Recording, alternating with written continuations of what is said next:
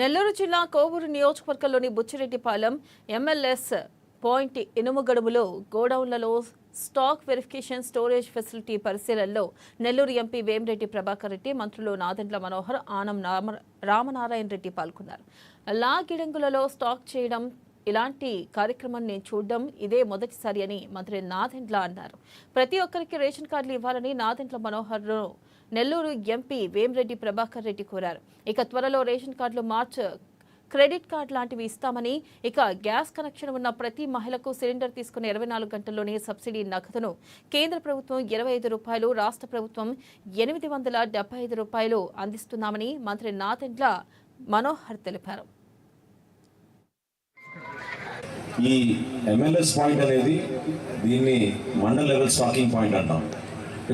మూడు మండలాన్ని కలిపి ఒక గిడ్డంగు ఈ విధంగా ఏర్పాటు చేస్తాం పౌర సరఫరాల శాఖ నుంచి. ఏదైతే రేషన్ బియ్యం, ఏదైతే కందిపప్పు, పంచదార మీకు అందుతుందో ప్రతి నెల అది ఇక్కడి నుంచే ఆ వ్యాన్ల ద్వారా, ఫేర్ ప్రైస్ షాపుల ద్వారా మీ అందరు కూడా అందిస్తూ ఉంటాం.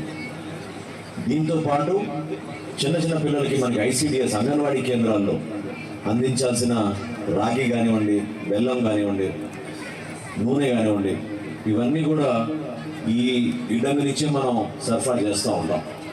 కాబట్టి ప్రతి వ్యక్తి ఆరోగ్యం బాగుండాలి, మెరుగైన పదార్థాలు మీ అందరికీ చేరాలి, ఎక్కడ పొరపాటు జరగకూడదనే ఉద్దేశంతో ఈ తనిఖీలు చేసుకుంటూ ఈ గోడౌన్స్ అన్నింటినీ కూడా చెక్ చేస్తూ ఉన్నాం. ఈ రోజున దాదాపు 1,48,00,000 మంది కుటుంబాలు మన రాష్ట్రంలో తెల్ల రేషన్ కార్డు తీసుకున్నారు.